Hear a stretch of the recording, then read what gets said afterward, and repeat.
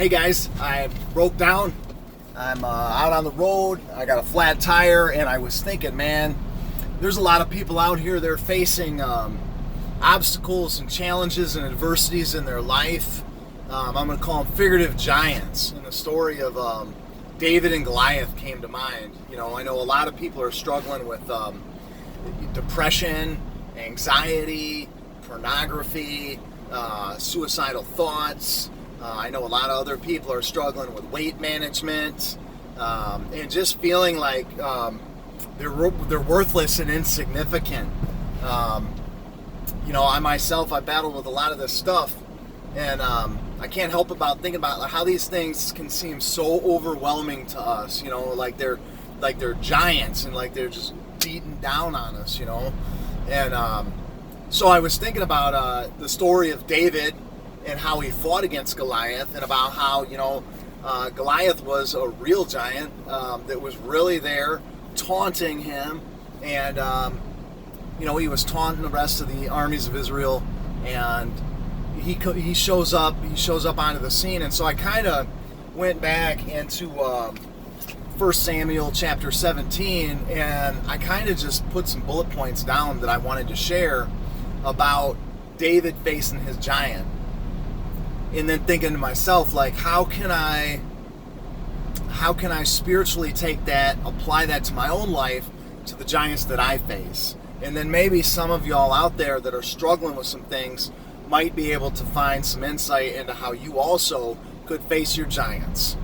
So in 1 Samuel 17:27, the first significant thing that I found that jumped out at me out of that verse, and you're going to look this up, you're going to read it yourself. You should read the whole of chapter 17. But this is just a bullet point I got from verse 27, is that his brother, somebody who should be encouraging him, his family is there, and they're discouraging him. How many times do we go to face a giant, whether it's to get a better job, or we try to get some motivation to lose some weight, or and we're going to face an obstacle in our life, an adversity, a giant in our life, and we share that information with somebody of what our intentions are, and they discourage us. How often is it it's somebody close to us? How often is it it's our mother or our father or our brother, like in this case, okay? David, he didn't pay no heed to it, okay? Now in verse 40, we're jumping ahead a little bit, which I find extremely cool. David chooses 5 smooth stones. This isn't because he's got a bad aim. Actually, if you go to 2 Samuel chapter 21, you're going to read verses 18 to 22. You're going to read about Goliath's 4 brothers.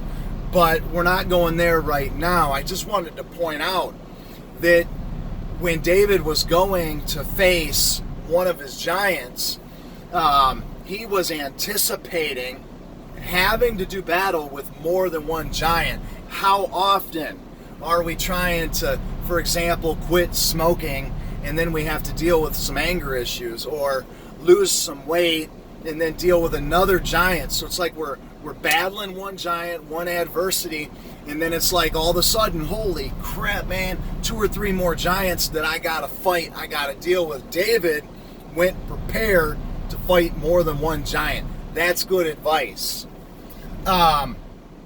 Next bullet point was from 42 to 44. The giant is basically mocking Goliath, okay? And how a lot of times this can even come in the form of voices in our own head. Maybe we don't feel worthy. Maybe we're good at kicking our own butt, right? We're going to do something. We got this good intention. We're going to start at the gym. We're going to eat healthy. We're going to start walking or reading something.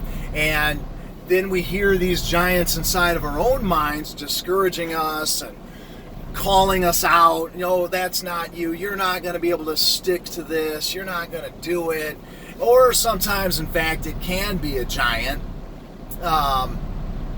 in the form of a boss or something, or somebody that's in our way of us reaching our goal, whether it's physical or spiritual, and they're telling us that we can't do it, and we're not going to be able to rise up to the fight that it's going to take to accomplish the task at hand, okay?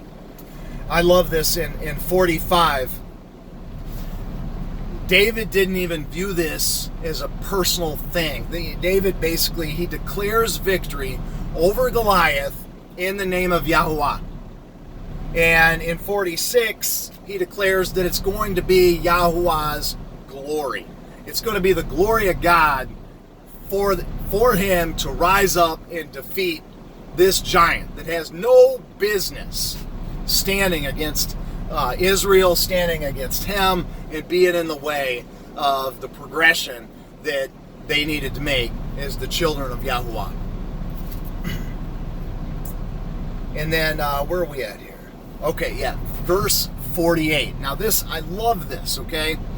It starts out, and it tells you, basically, you get the sense that the giant starts to move towards battle. He's engaging. This guy's, however tall, he's a giant, okay? I in my head, you got people, he's only 8 feet tall. I heard one, he's 6 foot tall, and the other people were like hobbits. I don't know. He was a giant, okay? I'm thinking in my mind, the guy's like 15 feet tall, all right? At any rate, the giant starts moving forward. Can you imagine this? This is the intimidation factor, where whatever adversity you're facing starts coming at you, and you have a split second to choose as to whether or not you're going to cower in defeat or whether you're going to rise up in faith and do what David did. And you got to love this, okay? David ran. It says he ran. It first says he hastened. So I'm like, okay, he hastened. All right, that's a cool word. But then it says he ran. He ran towards his enemy. While he's running, get this picture in your head. Goliath's moving in. He's got all this armor. He's got a huge sword. He's got a spear. He's got a shield. He's got everything. Here's David. He's out there. He's got 5 smooth stones, and he's got his sling. Okay, and we know because, where is it at? Yep, 48, verse 48. It says, I think it's at 49, that he reaches in and he grabs, while he's running, a stone, and he puts it in there, fires it.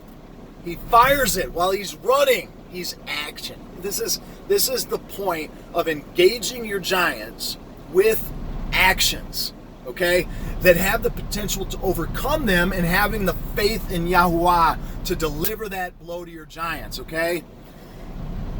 That's what it's about. And he did. And then this is great because they don't tell this one in Sunday school, but this is so powerful here. In verse 51, Goliath is out there, he's dead. David rushes up onto the mass of dead giant, and he doesn't have a sword. So he gets Goliath's sword, Goliath's own sword, the giant's own sword. He takes it, and he cuts off Goliath's head. He cut his head off with his own sword. That's intense.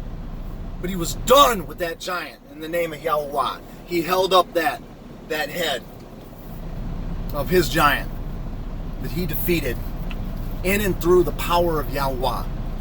Listen, if you're having Yahusha in your heart, if you're in the family of Yahuah, you have no business cowering to your giants. You got a blueprint here for the way to face them, okay?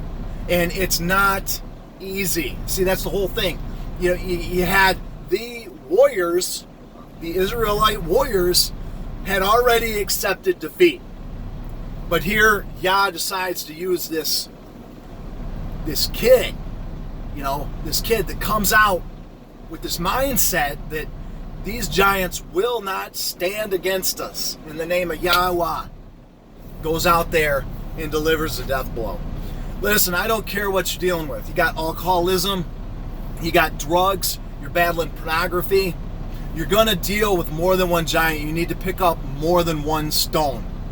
And you need to go to battle. and you need to run towards your giants, and you need to attack them. But you don't miss this part.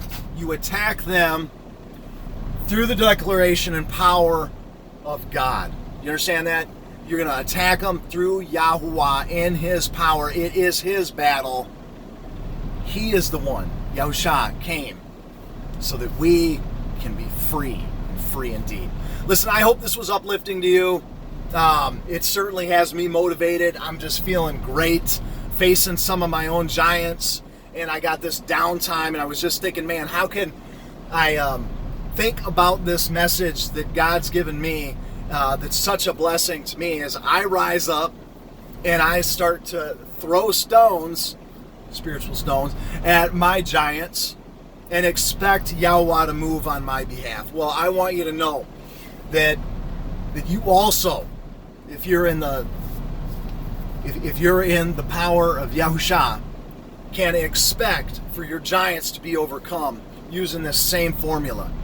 It is not the intent of Yahuah for you to live defeated. So, starting now, let's get some stones, let's go to war, and let's live victorious, okay? All right, I'm going to chill out now and spend a little bit of time in prayer, and I'm praying for all of you too, because this was for one of you. One of you are out there struggling, and I'm here praying for you right now.